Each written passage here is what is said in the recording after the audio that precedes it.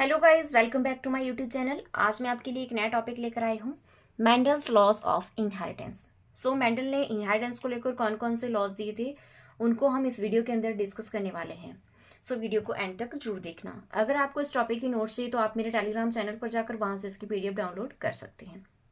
जब कभी भी जेनेटिक्स की बात होती है वहाँ पर मेंडल का नाम ना आए ऐसा हो ही नहीं सकता, क्योंकि जो ये ग्रिगोर जोहान मेंडल थे, इन्होंने फर्स्ट टाइम ये डेमोन्स्ट्रेट करवाया था कि किस तरह से जो करैक्टर्स है वो एक जनरेशन से दूसरी जनरेशन में ट्रांसफर होते हैं। इसलिए इनको फादर ऑफ जेनेटिक्स के नाम से भी जाना जाता है।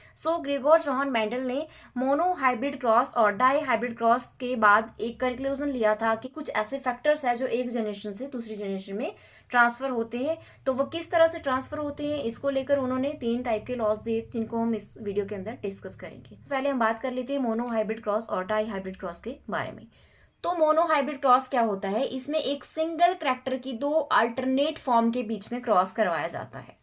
जैसे कि मान लीजिए हम किसी के स्किन कलर को लेकर जो है मोनो हाइब्रिड क्रॉस करवा रहे हैं, तो हम उसमें 2 इंडिविजुअल लेंगे। एक का स्किन कलर जो है वो ब्लैक होगा, एक का स्किन कलर जो है वो व्हाइट होगा। ठीक है, तो मतलब हमारे पास 2 अल्टरनेट फॉर्म है ब्लैक एंड व्हाइट, किसकी? स्किन कलर की। तो इस तरह का जो क्रॉस होता है उसको हम बोलते हैं मोनो हाइब्रिड क्रॉस। ये हमारे पास क्या है? एक प्लांट का एग्जांपल है। ठीक है, इसमें हमने एक फॉर्म ली जिसमें सारे प्लांट जो वो लंबे थे, और दूसरी फॉर्म ली इसमें सारे प्लांट जो वो छोटे थे। मतलब ये प्योर लंबे प्लांट है और ये प्योर छोटे प्लांट है। तो इसके बीच में जो क्रॉस करवाया उसको हम बोलेंगे मोनो हाइब्रिड क्रॉस। ठीक है, तो इसमें क्या हुआ, जब मेंडल ने ये क्रॉस करवाया, इसमें F1 जनरेशन में जो सारे के सारे प्लांट्स थे वो टॉल थे, मतलब वो लंबी हाइट की थी। इसका मतलब है कि मतलब वो जीन्स जो है वो ट्रांसफर तो हुए, लेकिन वो F1 जनरेशन में खुद को एक्सप्रेस नहीं कर पाए, जिसकी वजह से क्या हुआ कि सारे के सारे प्लांट्स यहाँ पे लंबे हुए। मतलब जो ये टॉल वाले प्लांट थे, इनके जो जीन्स ट्रांसफर हुए, इन्होंने खुद को जो है वो एक्सप्रेस कर लिया, जबकि जो ये वाले जो प्लांट थे, इसके जीन्स जो है वो खुद को एक्सप्रेस नहीं कर पाए, उनको दबा लिया गया इन जीन के द्वारा, इसलिए वो खुद को एक्सप्रेस नहीं कर पाए। जब इसमें से 2 प्लांट्स को लिया मेंडल ने और उनको दोबारा से क्रॉस करवाया उसकी F2 जनरेशन को जानने के लिए, तो उसमें उन्होंने देखा कि उसमें 75% जो जनरेशन है टॉल प्लांट की थी, जबकि उसमें से जो 25% जो प्लांट्स है वो ड्वार्फ थे, मतलब वो छोटे हाइट के थे। बाकी जो 75% है उनकी हाइट जो है वो लंबी थी। ठीक है, तो इस तरह से उन्होंने ये देखा कि कुछ कैरेक्टर्स है जो ट्रांसफर हो रहे हैं एक जनरेशन से दूसरी जनरेशन में। मतलब यहाँ पे जो रिसेसिव कैरेक्टर्स थे, मतलब जो छोटे प्लांट के कैरेक्टर्स थे, उन्होंने भी खुद को एक्सप्रेस कर लिया F2 जनरेशन में।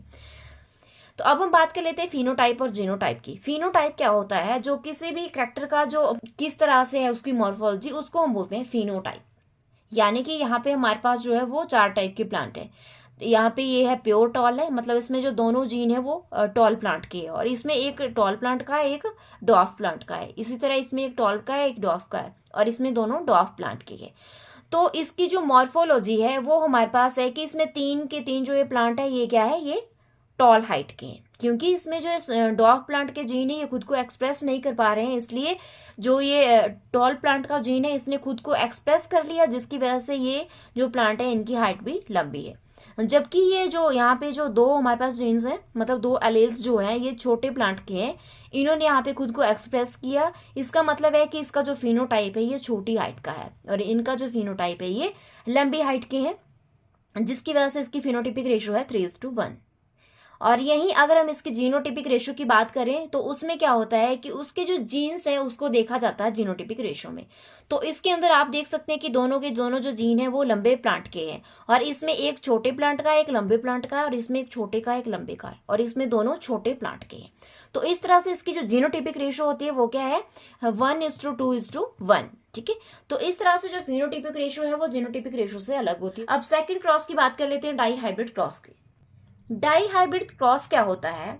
इसमें 2 करैक्टर्स के 2 अल्टरनेट फॉर्म्स को क्रॉस करवाया जाता है। जिस तरह हमने इसमें सिंगल करैक्टर को क्रॉस करवाया, इसमें एक से ज्यादा करैक्टर लिए जाते हैं। मतलब इसमें 2 करैक्टर्स को लिया जाता है किसी भी इंडिविजुअल के, जो कि जिनके 2 अलग अलग ट्रेड्स होते हैं।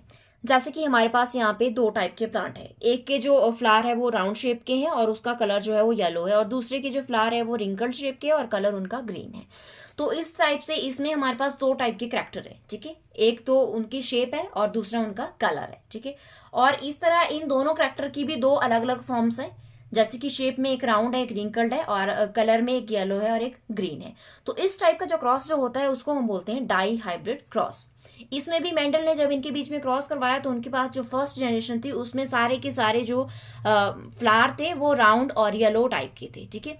और जबकि दूसरी बार जब इन्होंने इस F1 जनरेशन की प्लांट्स को दोबारा से क्रॉस करवाया तो उनके पास F2 जनरेशन में क्या हुआ, वो 4 टाइप के ट्रेड सामने आए। इस तरह से इनकी जो फिनोटिपिक रेशियो थी वो थी 9:3:1, ठीक है। तो इस तरह से उन्होंने 2 टाइप के क्रॉस करवाए, और इन दोनों क्रॉस को करवाने के बाद उन्होंने ये कंक्लूजन लिया कि कुछ तो ऐसे फैक्टर्स हैं जो एक जनरेशन से दूसरी जनरेशन में पास हो रहे हैं। तो इस वजह से उन्होंने 3 टाइप के लॉज दिए। तो उन लॉज के बारे में अब हम बात करते हैं। तो पहला लॉ हमारे पास आता है लॉ ऑफ सेग्रीगेशन। तो उसको जानने से पहले हमें एक टर्म के बारे में पता होना चाहिए जिसका नाम है एलील। सो एलील क्या है? जैसे कि आपने देखा, हमने टॉल और डॉफ प्लांट के बीच में क्रॉस करवाया, तो उसमें जो टॉल प्लांट थे उसके टी 2 जीन्स थे, ठीक है। तो जो वो 2 जीन्स है, यानी कि जो मेंडेलियन फैक्टर्स हैं, उनके एक सिंगल जो टी है उसको हम बोलते हैं एलील। जैसे कि यहाँ पे आप देख सकते हैं हमारे पास ये 2 क्रोमोसोम है, तो इसके ऊपर जो जीन्स प्रेजेंट है वो उसकी हाइट जो है वो लंबी है, मतलब वो टी को रिप्रेजेंट कर रहे हैं। और यहाँ पे जो इसके ऊपर जो जीन्स प्रेजेंट है उनकी जो हाइट है वो छोटी है, ठीक है। तो इसके जो पॉसिबल आगे पेयर हो गए वो किस तरह से हो सकते हैं? हो सकता है ये टी हो, और हो सकता है ये टी हो, दोनों मिक्स हो जाए, और हो सकता है ये टी हो, ठीक है।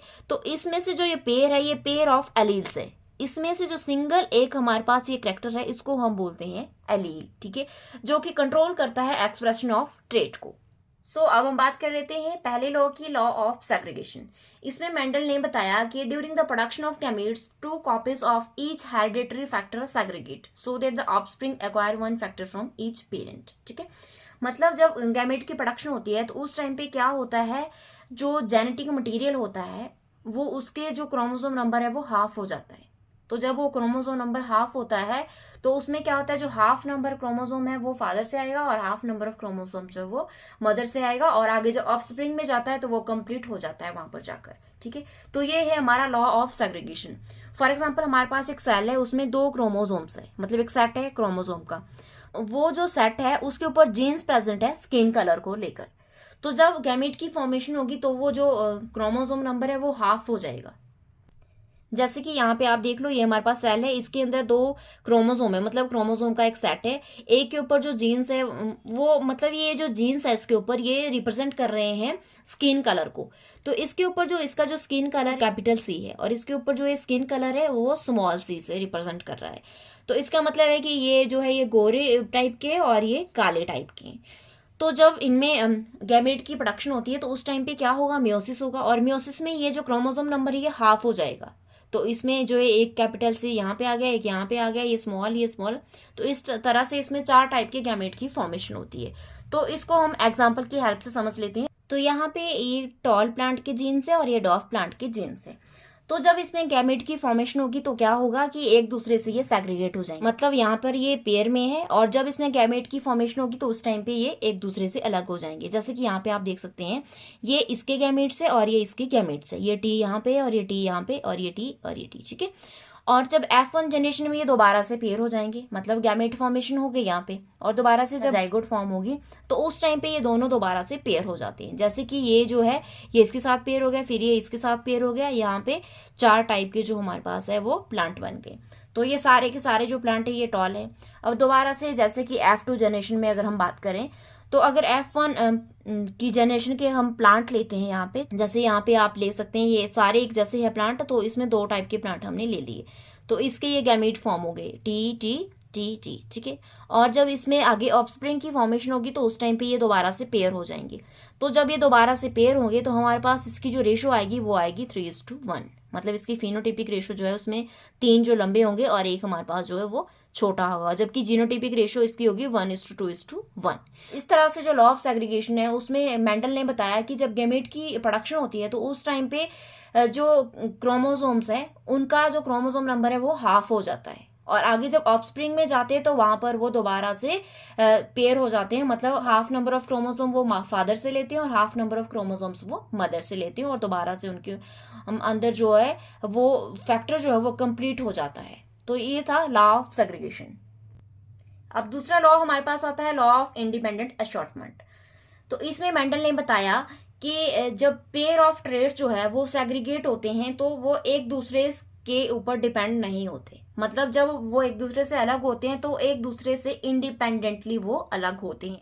जैसे कि आप यहाँ पर ये देख सकते हैं, ये हमारे पास एक सेल है फॉर एग्जांपल, तो इसमें 3 टाइप के ट्रेड्स हैं। मतलब ये इसमें डिफरेंट डिफरेंट ट्रेड्स को लेकर हम एक सेल जो है वो उनको कैरी कर रहा है। तो जब इसमें मियोसिस होगी तो इसमें क्या होगा, मियोसिस में एक स्टेज आती है मेटाफेज। मेटाफेज में आपको पता है कि क्रोमोसोम जो है वो मेटाफिजिक प्लेट के ऊपर अरेंज हो जाते हैं। तो जब वो मेटाफिजिक प्लेट के ऊपर अरेंज होंगे, मतलब वो ये जो ट्रेट है यहाँ पे ये एक दूसरे से सेपरेट होंगे। तो ऐसा नहीं है कि जहाँ पे कैपिटल मतलब जो डोमिनेंट एलील है वहाँ पे जा रहे हैं तो उसी के अंदर सारे के सारे डोमिनेंट जाएंगे, और जिस सेल के अंदर जो रिसेसिव ट्रेट जा रहा है तो सारे के सारे रिसेसिव उसके अंदर ही जाएंगे। तो ऐसा नहीं होता है। तो यहाँ पे आप देख सकते हैं इसकी पॉसिबिलिटीज हो सकता है ये सारे के सारे जो डोमिनेट है वो एक साइड को आ जाए और सारे के सारे रिसेसिव हो एक साइड को आ जाए, या हो सकता है यहाँ पे डोमिनेट हो, यहाँ पे रिसेसिव हो, फिर डोमिनेट फिर रिसेसिव, इस तरह से। ठीक है, तो ये सारी इन 4 टाइप की इसमें पॉसिबिलिटीज हो सकती है। इसलिए जो लॉ ऑफ इंडिपेंडेंट असॉर्टमेंट है ये बताता है हमें कि इसमें कोई भी मतलब एक फिक्स पैटर्न ऑफ अलाइनमेंट नहीं है। मतलब ये अलाइन होते हैं रैंडमली। जैसे कि हम कोई चीज फेंक रहे हैं तो वो रैंडमली कहाँ पे गिर रही है हमें ये इसका अंदाजा नहीं है। जैसे कि एक डाइस है, जब आप डाइस फेंकते हैं तो आपको नहीं पता कि कौन सा नंबर आएगा, उसमें डाइस किस साइड को गिरेगा। तो इसी तरह से इसमें क्या होता है कि जो ये ट्रेट है जब ये एक दूसरे से सेग्रीगेट होते हैं, मतलब एक दूसरे से ये अलग होते हैं, तो ये एक दूसरे से इंडिपेंडेंटली अलग होते हैं। तो यहाँ पे आप देख सकते हैं ये हमारे पास येलो राउंड टाइप के फ्लावर है और ये हमारे पास ग्रीन रिंकल टाइप के फ्लावर है। तो इनके बीच में जब इनके जो गैमेट की फॉर्मेशन हुई तो उस टाइम पे ये एक दूसरे से इंडिपेंडेंट जो वो सेग्रीगेट होते हैं। और आगे जब F1 जनरेशन में जाएंगे तो ऐसा नहीं है कि सारे के सारे जो डोमिनेंट है वो एक जगह पे आ जाएंगे। यहाँ पे आप देख सकते हैं कि कुछ इसके जीन से और कुछ इसके जीन से, ये दोनों मिलकर जो यहाँ पे एक कंप्लीट कर रहे हैं ट्रेट को। तो इसी वजह से इसमें यही बता रखा है लॉ ऑफ इंडिपेंडेंट असॉर्टमेंट में कि जब ये एक दूसरे से अलग होते हैं, मतलब इसके जो करैक्टर्स हैं, मतलब इसके ट्रेट्स जो हैं, तो वो एक दूसरे से इंडिपेंडेंट होते हैं। तो इसी वजह से क्या होता है, यहाँ पे जो F1 जनरेशन है उसमें 100% जो प्लांट्स होते हैं वो येलो राउंड टाइप के होते हैं, जबकि इसमें हमने ग्रीन रिंकल टाइप के जो ट्रेट्स हैं वो भी मिक्स किए थे। अब थर्ड लॉ हमारे पास आता है लॉ ऑफ डोमिनेंस। इसमें मेंडल ने बताया कि कुछ एलील्स जो होते हैं वो डोमिनेंट होते हैं, जबकि कुछ जो होते हैं वो रिसेसिव होते हैं। ठीक है, और जब ऑर्गेनिज्म के अंदर अगर एटलीस्ट एक डोमिनेंट एलील भी है तो वो खुद को एक्सप्रेस करेगा, जबकि वो जो रिसेसिव वन है उसको वो क्या कर देगा, उसको वो डिस्प्ले नहीं होने देगा, उसको वो सप्रेस कर देगा। ठीक है, इसको हम बोलते हैं लॉ ऑफ डोमिनेंस। सो जब मेंडल ने मोनोहाइब्रिड क्रॉस करवाया तो उन्होंने ये कंक्लूजन निकाला कि उसमें से जो कुछ एलील्स है वो डोमिनेट हो रहे हैं दूसरे एलील के ऊपर, जिसकी वजह से क्या होता है कि कुछ एक जो एलील्स है वो खुद को एक्सप्रेस नहीं कर पाते हैं। यहाँ पे हमारे पास है प्योर टॉल टाइप के जीन्स है और यहाँ पे प्योर डॉफ टाइप के जीन्स है। इसके जो ये गैमेट फॉर्मेशन हुई तो इसमें टी है कैपिटल और इसमें स्मॉल टी है। अब हम इन दोनों को क्रॉस करवाते हैं तो इसमें जो ये कैपिटल वाले टी है ये खुद को एक्सप्रेस कर रहे हैं, जबकि ये स्मॉल वाले टी जहां पर इसके साथ है ये इसको एक्सप्रेस नहीं होने दे रहे। मतलब जो डोमिनेंट एलील है हमारे पास वो एक सिंगल फॉर्म में भी खुद को एक्सप्रेस कर रहा है, जबकि जो ये रिसेसिव हमारे पास एलील है ये खुद को एक्सप्रेस नहीं कर पा रहा है एक सिंगल फॉर्म में। तो यहाँ पे आप देख सकते हैं कि इसमें जो F1 जनरेशन है उसमें सारे के सारे जो प्लांट्स हैं वो टॉल थे। तो इससे हमें पता चलता है कि एक सिंगल डोमिनेंट एलील जो है वो इनफ होता है खुद को एक्सप्रेस करने के लिए फिनोटिपिकली। तो इसको हम F1 जनरेशन में जो हमारे पास प्लांट्स आए उसको हम दोबारा से क्रॉस करवा कर बेटर समझ सकते हैं। जैसे कि हमारे पास F1 जनरेशन में जो प्लांट्स आए उनका जो जीनोटाइप था वो था कैपिटल टी और स्मॉल टी। ठीक है, मतलब ये जो कैपिटल टी है ये स्मॉल टी को क्या कर रहा था, रिप्रेस कर दे रहा था, मतलब इसको ये एक्सप्रेस नहीं होने दे रहा था। तो यहाँ पे हमने क्या किया, इन दोनों को लिया और दोबारा से मिक्स करवाया। तो जब हमने इनको मिक्स करवाया तो यहाँ पर जहाँ पे ये सिंगल कैपिटल टी इसके साथ है वहाँ पर ये जो स्मॉल टी है ये खुद को एक्सप्रेस नहीं कर पा रहा है, और जहाँ पर ये दोनों स्मॉल टी आपस में जुड़ गए वहाँ पर ये खुद को एक्सप्रेस कर पा रहा है। तो इसको हम बोलते हैं लॉ ऑफ डोमिनेंस, कि एक जो सिंगल डोमिनेंट एलील होता है वो खुद को एक्सप्रेस करने के लिए काफ़ी होता है, जबकि जो रिसेसिव जो एलील होता है उसमें वो ऑलवेज पेयर में खुद को एक्सप्रेस करते हैं। तो इसको हम बोलते हैं लॉ ऑफ डोमिनेंस। तो इस तरह से जो मेंडल ने 3 टाइप के लॉज दिए, law of segregation, law of independent assortment and law of dominance. So अगर आपको मेरी वीडियो पसंद आई हो तो मेरी वीडियो को लाइक करना, मेरे चैनल को सब्सक्राइब करना और वीडियो को ज़्यादा से ज़्यादा शेयर करना। Thank you for watching.